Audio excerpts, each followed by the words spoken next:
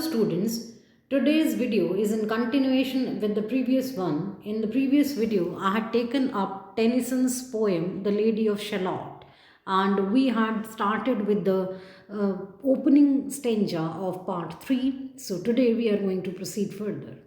Let's have the original lines first. And from his blazoned baldric slung, a mighty silver bugle hung, and as he rode, his armor rung beside remote Shalott. See, in the previous stanza, I had told you people that the mirror which was hanging in the room of the Lady of Shallot, it used to reflect whatever happened in the city of Camelot, or whosoever passed through the passage which connected the island to that city. Whosoever passed through that passage, his or her image was reflected by the mirror. So one day, when the lady was looking at the mirror, suddenly it reflected the image of Sir Lancelot. So now these lines are very beautifully and graphically describing the appearance of Sir Lancelot. Though some of the lines dealing with his appearance, we had covered them in the previous stanza. So the same, you can say, description of his appearance is being continued in this particular stanza also. So the poet says, and from his blazoned baldric slung, a mighty silver bugle hung. The knight was wearing an armor made up of brass, and it was shining brightly because of the sunlight. And he was also wearing a sash, and in that sash, a bugle was hanging. A silver colored bugle was hanging, and the bugle was looking, you can say, as if it could produce great sound. So that's why the word mighty has been used. So you can say stout built sort of bugle was hanging from the sash of the knight. And as he rode, his armor rung beside remote Shalott. And as I told you that he was wearing an armor made up of brass. So as he was riding on the horse, the armor, because of the friction, used to ring. It was creating a sound. And such was the appearance of Sir Lancelot, the knight who was riding in that passage, through that passage, which was connecting the island where the Lady of Shalott was residing in seclusion. That island was being connected to the city of Camelot, and Sir Lancelot was passing through that passage. All in the blue, unclouded weather, thick jewelled, shone the saddle leather.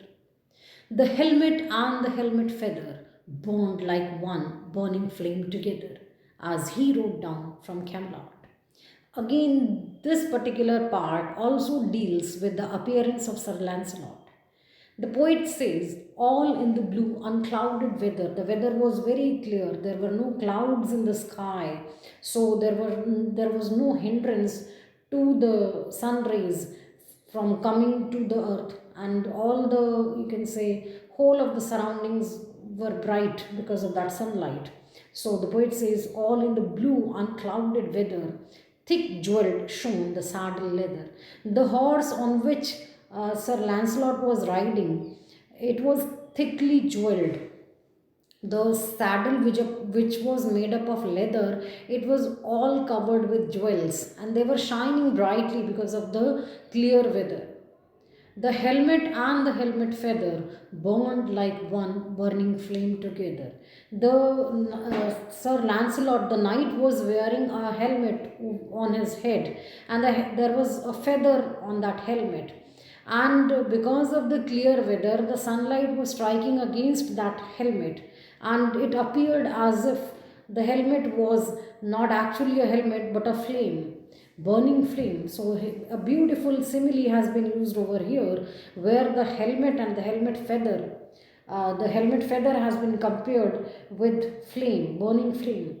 So because the weather was clear, everything was clearly visible, and the you know very well that the mirror has a quality to reflect sunlight at a greater, you can say, intensity. So because of the weather being clear, the picture of Sir Lancelot was very clearly reflected through that mirror, and the helmet that he was wearing, it had a feather attached to it, and the feather appeared like a flame, burning flame, to the onlookers. And here the onlooker is the lady herself. As he rode down from Camelot, as the knight rode through that passage, his appearance was reflected in the mirror, and these are the lines which very, you can say, which give a very graphic and detailed picture of the appearance of Sir Lancelot. So that, I hope the lines are clear to you people. That's all for today. We'll continue with the same poem in my next video also.